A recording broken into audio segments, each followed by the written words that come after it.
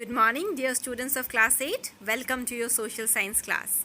So, in the last class, we have started with the second chapter from your geography portion, that is land, soil, water, natural vegetation, and wildlife resources.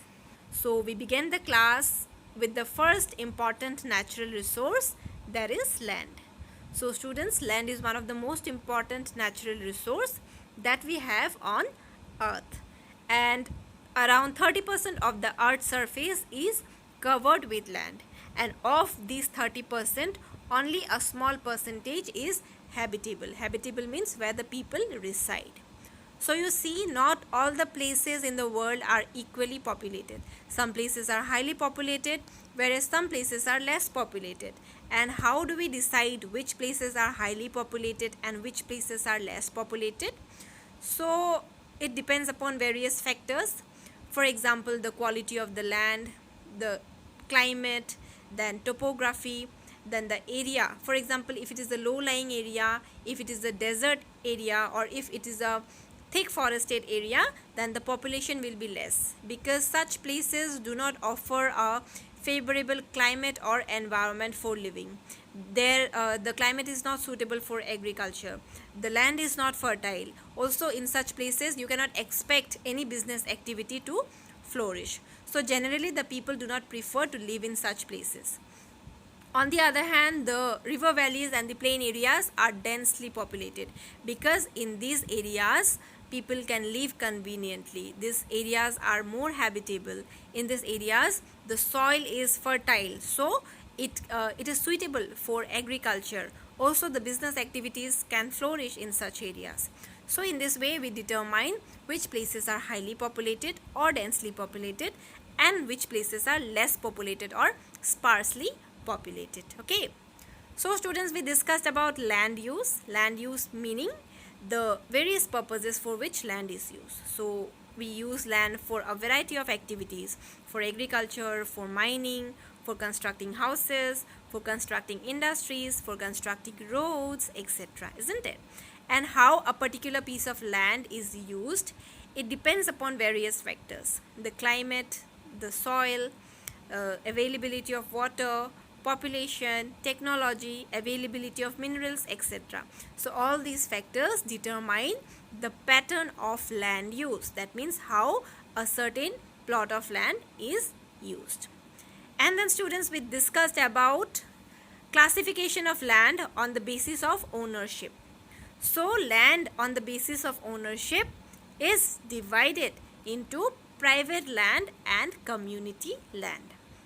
So private land is the land which is owned by private individuals, whereas community land means the land which is owned by the community as a whole. That means which do not belong to any particular individual, rather it belongs to the entire community, and such land is mostly utilized for the welfare purpose of the community, for building parks, for common agricultural activities, etc.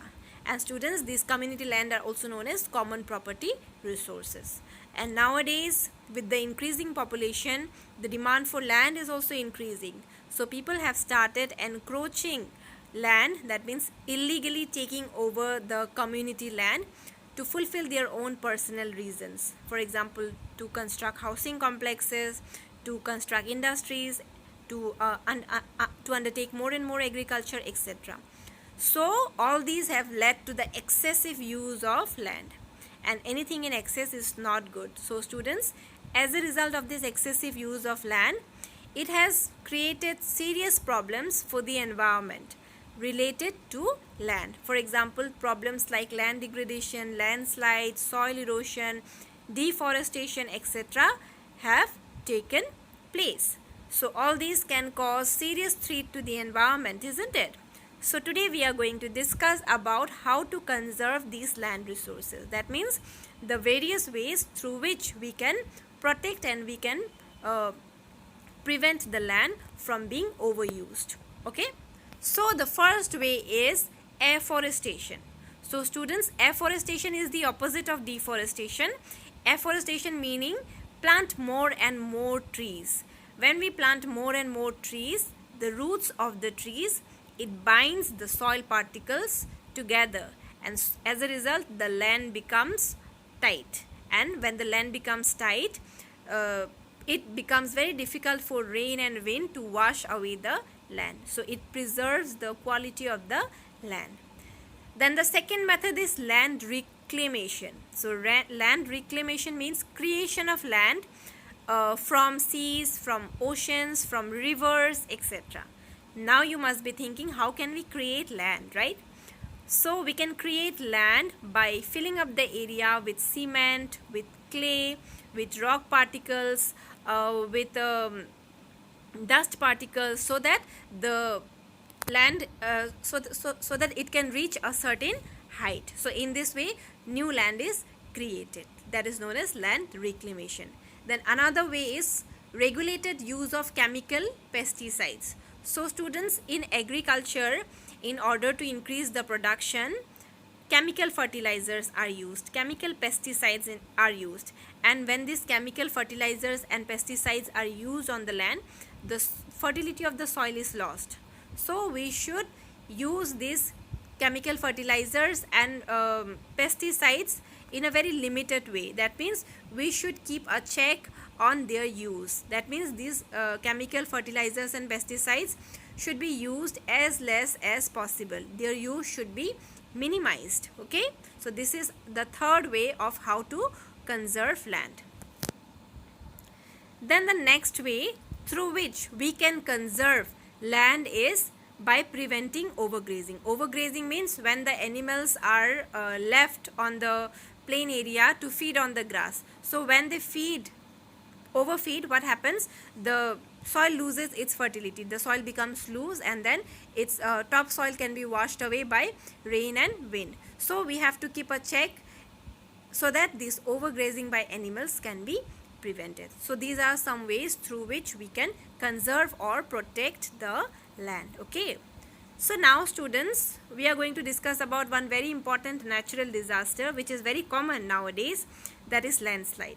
So landslide simply means mass movement of rocks, and then small broken rock particles, huge rocks, then other soil particles down the slope. So when these rock particles or huge rocks or soil, it falls down a slope, that is known as landslide.